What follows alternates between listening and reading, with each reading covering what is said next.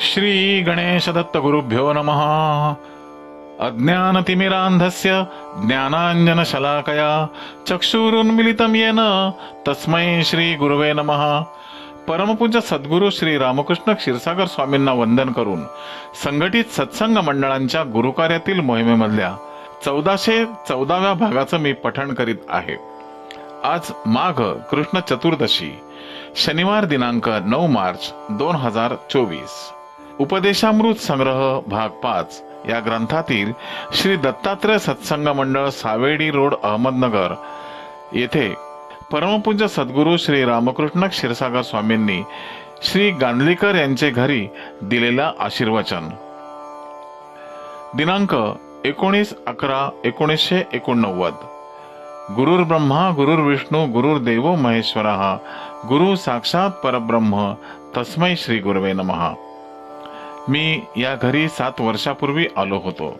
त्यावेळची त्यांची मनस्थिती आणि आजची मनस्थिती किंवा त्यांचा भक्तिभाव अधिक प्रमाणात वाढलेला आहे। जसं रोपटं लावल्यानंतर फळ यायला काही काळ लागतो आणि रोपटं ज्या वेळेला फळ द्यायला लागतं तेव्हा त्याला आपण वृक्ष म्हणतो, तेवढा भक्तिभाव यांचा वाढल्यामुळे यांची आज अनेक दिवसांची इच्छा पूर्ण करीत आहे। गुरुसेवा ही आपली भारतीयांना काही नवीन नाही। गुरुस्वरूप हे ब्रह्मा विष्णू आणि महेश्वर या स्वरूपांनी मानलेले आहे की ज्यांचा अधिकार देण्याचा सांभाळण्याचा प्रसंगी शासन करण्याचा असतो। अशा ह्या स्वरूपामध्ये मोठ्या भक्तिभावाने तुम्ही मला आज या ठिकाणी बोलवलेलं आहे। तुम्ही माझे हे जे स्वागत केलं आहे यात मी अतिशय प्रसन्न झालो आहे, यात शंका नाही। तुमच्या अंतःकरणामध्ये गुरुभक्तीबद्दल जसजसा निसंशयपणा येत जाईल तसतशी तुमची भक्ती स्थिर होईल आणि भक्ती स्थिर झाली की तुम्हाला त्याची प्रचिती येईल। पण येईल कित्येक जणांना किंवा आजकालच्या विज्ञान युगामध्ये लोकांच्या एक खुळ्या कल्पना आहेत की हे गुरु वगैरे हे याची काही आवश्यकता नाही। आपण स्वतःच्या मनाचा विकास करू शकतो आणि स्वतःचा उद्धार करून घेऊ शकतो, ही खुळी कल्पना आहे। आमचे म्हणणं असं आहे की जे अवतारी पुरुष होऊन गेले, उदाहरणार्थ श्री राम होऊन गेले, श्री कृष्ण होऊन गेले, अन्यथा असे अनेक पुरुष होऊन गेले की ते स्वतः अवतारी असताना सुद्धा त्यांना मानवी गुरूंचे मार्गदर्शन घ्यावे लागले, मानवी गुरूंची सेवा करावी लागली। त्यांनी जरी मानवी रूप धारण केलेले असले तरी ते ईश्वराचे रूप होते, हे खरेच आहे। पण मनुष्य जन्म घेतल्यानंतर मनुष्य जन्माच्याच मार्गाने जावे लागते, अशी परंपरा आहे। तेव्हा तुम्ही लोकांनी हे जे गुरुसेवा करण्याचे व्रत घेतलेले आहे यात तुमच्या भक्तीमध्ये अतिशय दृढपणा असला पाहिजे, निसंशयपणा असला पाहिजे। आणि जेव्हा आपण भक्ती करतो त्यावेळेला आपल्या मनाला एक कायम जाणीव असेल की आपली ही सेवा करणे एवढेच आपले काम आहे। ही सेवा करीत असताना कोण काय म्हणेल, कोण काय नावं ठेवील का, कोणी काही म्हणेल का, असा संशय जर आपण धरला तर सेवेचं फळ 100% मिळत नाही। कोणी निंदा अथवा वंदा माझा स्वहिताचा धंदा, अशी एक मराठी म्हण आहे। तेव्हा आपल्या अंतःकरणामध्ये आपल्या गुरूंविषयी परमेश्वराचा भाव असावा लागतो। जोपर्यंत आपल्या मनामध्ये अशा प्रकारची भावना उत्पन्न होत नाही तोपर्यंत भगवंतही तिकडे लक्ष देत नाही। या गुरुपरंपरेमध्ये जन्माला येणे ही काही सामान्य गोष्ट नाही, त्या परमेश्वरानेच ही गुरुपरंपरा सांगितलेली आहे। आणि माझे रूप तुम्ही कुठे कुठे पाहावे असे भगवंतानीच गीतेमध्ये भक्ती योगामध्ये सांगितलेले आहे। तेव्हा निरनिराळ्या ठिकाणी तुम्ही मला पहा, त्या ठिकाणी भावना दृढ धरा आणि ती भावना तुम्ही दृढ धरीत असताना मीच केलेले मार्गदर्शन जर तुम्ही आचरणात आणले तर तुम्हाला इहसौख्य तर लाभेलच, पण परसौख्याचा सुद्धा अनुभव येईल। मानवी जीवनामध्ये व्यवहारीपणा असा असतो की प्रपंच करणे, मुलांसाठी इस्टेटी निर्माण करणे, मुलांसाठी व्यवस्था करणे हा एक मानवी जीवनाचा व्यवहारी गुण आहे। पण प्रपंच करताना इस्टेटी करणे, जमवणे हा काहीही दोष नाही, पण त्याचबरोबर आपण चांगले गुरु सुद्धा आपली इस्टेट म्हणून सांभाळली पाहिजे की गुरु ही माझी इस्टेट आहे, ही जी मला उपयोगी येईल ती माझ्या मुलाबाळांनाही उपयोगी येईल. आणि हा गुरुकृपेचा जो आधार आहे हा अतिशय श्रेष्ठ असा असतो. यात फक्त महत्वाचा मुद्दा एकच आहे की गुरु हे पात्र मिळाले पाहिजे. आता हा ज्याच्या त्याच्या भक्तीचा भाग आहे की परमेश्वराने जसं निर्माण केलेला आहे त्याच्यावर आपण काहीही बोलू शकत नाही. पण खरोखरच जर परंपरेतले गुरु मिळाले आणि गुरु ही व्यक्ती जर आपल्या जीवनात पात्र अशी मिळाली तर ती आपली फार मोठी इस्टेट आहे.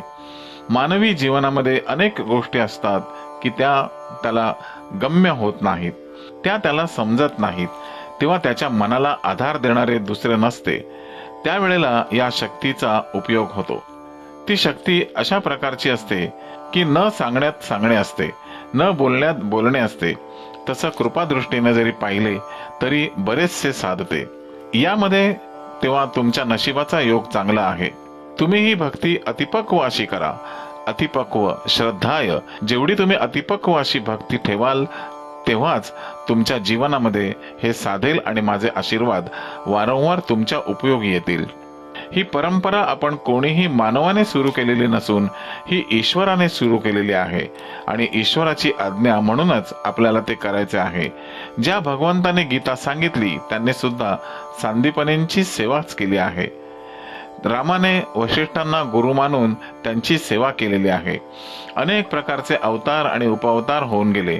त्या प्रत्येकाने ही गुरु परंपरा सुरू करून अतिशय श्रेष्ठत्वाला ती माणसे जाऊन पोचलेली आहेत. त्यांच्या प्रत्येक कार्यात यश आलेलं आहे. त्यांना प्रत्येक ठिकाणी मार्गदर्शन मिळालेलं आहे. वास्तविक हे ईश्वर अवतार आहेत. त्यांना गुरु करायचे तसे काहीच कारण नाही. पण गुरु हे तत्व आहे आणि हे तत्व आपण आपल्या आचरणात प्रत्यक्ष आचरणात आणले पाहिजे आणि त्या परंपरेने आपले वागणे पाहिजे. तसे तुम्हाला हे जे स्थान मिळालेले आहे ते गुरुस्थान आहे. तुम्ही माझ्या ऐश्वर्याकडे कोणीही पाहू नका. ऐश्वर्य हे मी जन्माला येताना घेऊन आलोय. जसं रंग बदलता येत नाही माणसाला, आता विज्ञान सुधारले असले तर मग मला काही ते माहिती नाही, पण एखादा जर काळा असेल तर त्याला काळ्याप्रमाणेच वागावं लागतं. एखादा जर गोरा असेल तर त्याला गोऱ्याप्रमाणेच वागावं लागेल. त्याला निळा पिवळा असे काही करता येणार नाही. तसे जन्माला येताना हे ऐश्वर्य मी घेऊन आलेलो आहे. ऐश्वर्य कितीही असू द्या, एक गाडी असू द्या, 2 गाड्या असू द्यात, 4 माणसं संगतीला असू द्यात, सोबतीला असू द्यात, तिकडे कोणी लक्ष द्यायचं नाही. तुम्ही फक्त पाहायचं असेल तर त्या व्यक्तीकडे पाहायचे, त्या व्यक्तीचे आचरण, तिच्या ठिकाणी असलेले ज्ञान, तिचे वैराग्य आणि ती ज्या पद्धतीने आपल्याला मार्गदर्शन करीत आहे तिकडे आपण लक्ष द्यायचे आणि आपण सेवेत तत्पर राहायचे. आपल्या मनाच्या ठिकाणी कुठलीही शंका येता कामा नये आणि आपल्या समोर जरी एखाद्याने शंका व्यक्त केली त्याला फारसे महत्त्व द्यायचं नाही. या गोष्टी अंगीभूत आहेत, या मला सुद्धा टाळता येणार नाहीत. तुम्हाला आश्चर्य वाटेल की हे इथेच नगरलाच आहे असे नाही, परगावी गेल्यावर सुद्धा ही स्थिती आहे. काही ठिकाणी वेळेला तर मला असे सांगावेसे वाटते की गाडी थांबवून तुम्ही जा बाबा. आता गाडी थांबवून त्यांना जवळ बोलावून घेतले आणि त्यांना सांगितले की जा, की ते असं सांगतात की आणखी 1-2 मैल येतो. मग तुम्ही आम्ही हा जो प्रकार आहे हा ईश्वरी अनुग्रहाचा प्रकार आहे.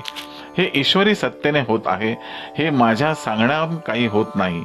तेव्हा त्या परंपरेतच माझा जन्म झालेला आहे. तुमच्यासारखे अतिउत्तम शिष्य मिळालेले आहेत. तुम्ही अतिशय दृढभाव मनाशी ठेवून आणि सेवेचं व्रत घ्या. तुमचं सर्वांचं कल्याण होईल असा मी आशीर्वाद देतो. श्री गुरुदेव दत्त. गुरुबंधू आणि भगिनीनो, हे आशीर्वाद पठण सद्गुरूंच्या चरणी सादर अर्पण. पुन्हा भेटूया पुढील आशीर्वादासाठी उद्या सकाळी 6 वाजता. श्री गुरुदेव दत्त.